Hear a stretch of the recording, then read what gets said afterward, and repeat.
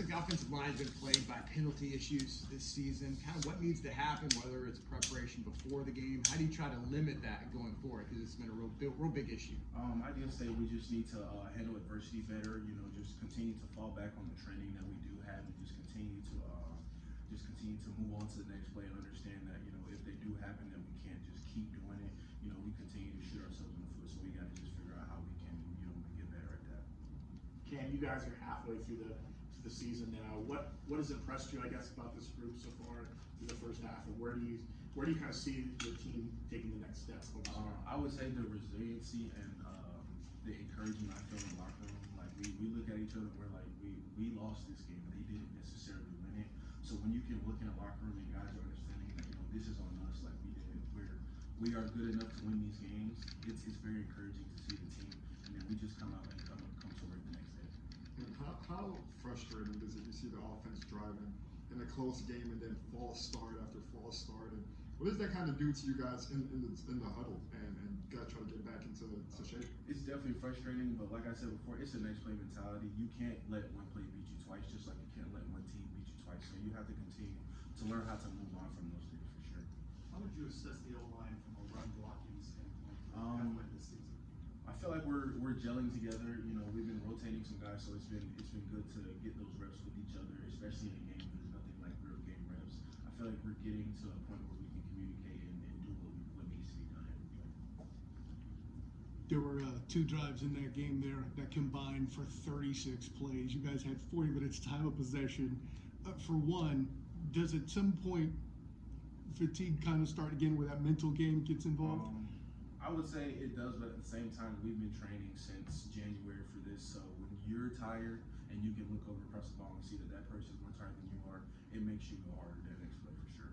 And I saw that smile. Like, there is some element. Obviously, we've talked about penalties. Obviously, it wasn't perfect, but as an O-lineman, there's some pride to be said that you controlled the ball that far. How valuable is that for an offense? It's good when you come off a field and you just had 22 play time, and obviously it's better to come up with points. But when you're on the field, just executing like that, play in and play out, it's encouraging because you know that you can do it. We just have to figure out how to finish and how to execute at the end of those drives. Since the first game of the year, you guys have kind of rotated guards. I know you and Jabari have kind of gone on the field at similar times. Guard and Keegan have been out there. How has that rotation worked, and how have you guys kind of adjusted to those split reps? I feel like it's been good. Both groups are just adjusting to, you know, when your numbers called, you go out there and execute. At the end of the day, we're out there to score points, and if it's me and Jabari or Guard and Keegan, it does not matter. At the end of the day, the result is what's important for sure. Yeah, one thing I noticed with some of the runs last time is there was a little open space later before the tackle was able to get made. How are you guys able to kind of keep the blocking up the longer the play goes on to keep holes open? If you want me to be honest, I couldn't tell you. I just hit someone to keep my feet running. But there's drill work for that.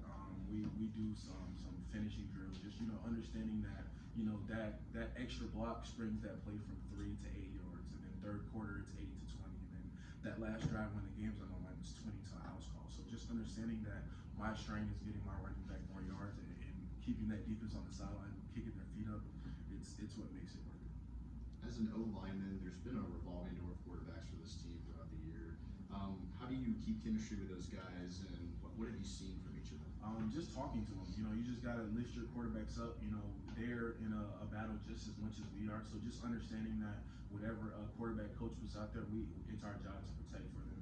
It's our job to make them feel comfortable so that they can go out there and execute at the highest. You guys have had chances in these 3 Big 12 games, just, you know, whatever it is, can't pull them out. How important is it to get a win this week against West Virginia? They're a rebuilding team, much like UCF. It's at home. You guys definitely feel like you've turned the corner. So how important is a win this Saturday? I'm going to echo what Coach Frost said about that. It's just another game, but obviously a win is important. But, you know, it's just another game. We got to come into work, have a good practice tonight, and then have 2 good practices on Tuesday and Wednesday, and then we'll feel great going into Saturday. Obviously, like earlier we mentioned how some drives were just cut short from penalties.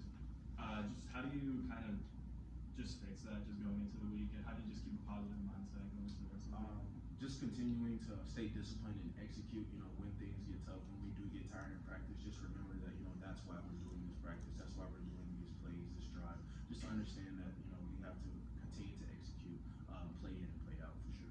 What's your confidence level the team can turn it around? Extremely high. Like I said, when you're going into a locker room and guys are very encouraged that, they didn't necessarily beat us, but we lost. Those are things that we can control. So when we control those things, we're going to be a very hard team to stop. Coach talked a little bit about the impact still being felt with the loss of Coach Clark. How about for you guys? Is it still something that maybe kind of hangs on the room a little bit? Yeah, it's something that we're still working through. I would definitely say football has kind of helped us because we've had something to kind of take our attention away from it. But there are times where it does hit a little harder. So I would just say we have to continue to lean on each other. I feel like there's a reason why this team was put together, and God has a plan. And sometimes that loss was made to bring this team together and help us to lean on each other. So that's what I say about that. It's tough to follow that up with a football question, but let me go with this. We did talk about the penalties a little bit. You heard Coach Frost talk about reps. From an individual player standpoint, is there something you do or something you guys go over in practice? I don't know if it's herbal tea and meditation at night, whatever it is, man, but is there something extra you're doing or the team is doing in practice to focus on reducing penalty numbers? Just making it an emphasis, when we do go through drills, when we do go through things, like if someone makes up, we kind of, let them know that this is why this is happening so we can continue to improve on that, for sure. What has Coach Hope brought to the room so far? I'd say an unbelievable amount of energy. He's excited to be back out there. So when you find someone that stepped away from football and they come back to football, it makes you understand how important football is and how lucky you are to be playing the sport, for sure. Anything specific on technique? He's made Coach Clark who he is because Coach Clark worked for him. So it's been refreshing to hear some of the same terminology and some of the same coaching points just be reiterated by him. So it's kind of having like a little angel Coach Clark.